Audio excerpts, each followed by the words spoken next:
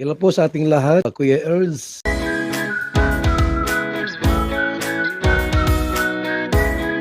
Paghahanda sa birthday party ni Viancy, grabe 4 na baboy para sa lahat.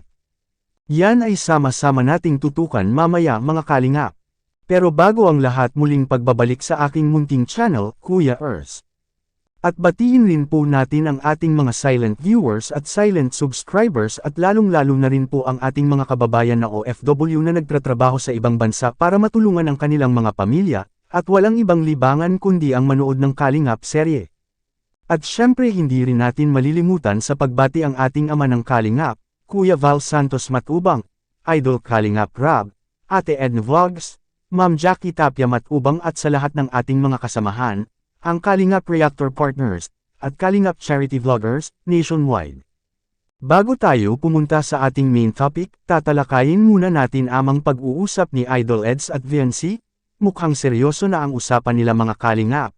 Grabe, totoo talaga na gusto niya si Viancy mga Kalingap, at pangarap niya na makapag-travel sila sa susunod na sila lang. Ngayon muli nating masaksihan ang pag-uusap ng dalawa. Please watch this. Kompleto lahat. Sobrang saya. Diba?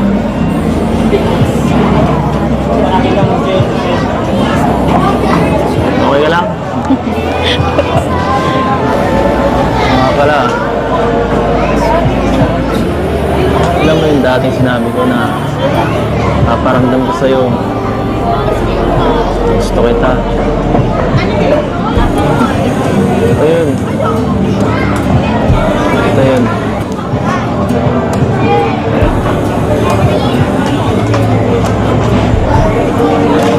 Simpleng bagay, pero sobrang memorable.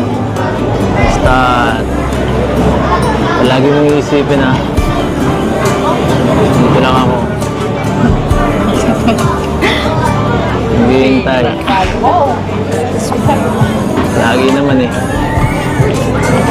Kaya na naman po kayo sa mga Papasok ko na nga ako eh. Pero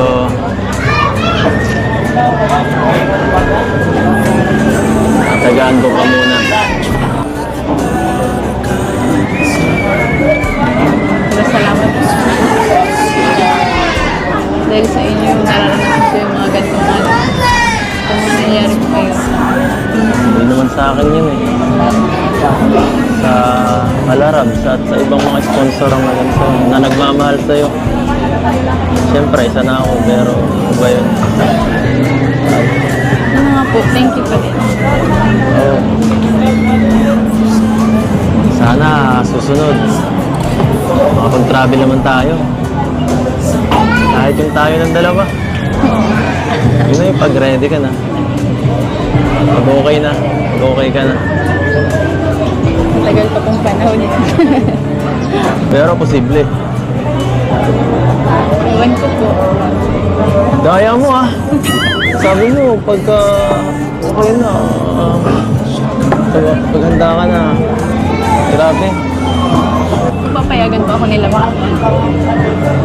Magpapaalam naman tayo ng maayos eh. Mabait man pati si mama sa akin. Papayag yun. Malakas tayo dun. Malakas tayo dun. Pagod?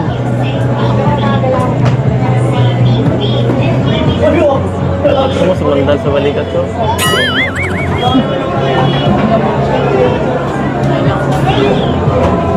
Pwede naman. Wala pa naman order natin.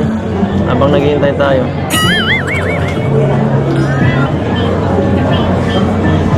Sige na please. Pakiligin mo naman ako. Kahit isa lang. Para naman mabuhayan ako dito. Hinang-hina na ako. Viancy.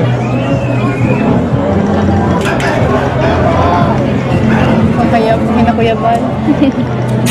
Okay lang yan. Mabilis lang naman eh. Hindi naman. Mga 10 seconds lang. Pagbigyan mo na muna ako. Para marinig sa'yo. I-comfort ka.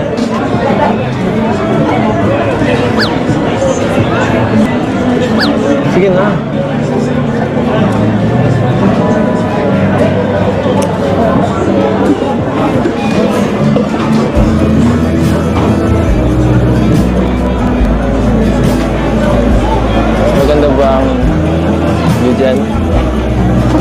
Ganda siguro ang view dyan. No? Nakakahiya. Sarap ng simulan. Sa balikat lang. Hindi ko makakalimutan yung mga experience ko. Ako rin. Lahat ng to.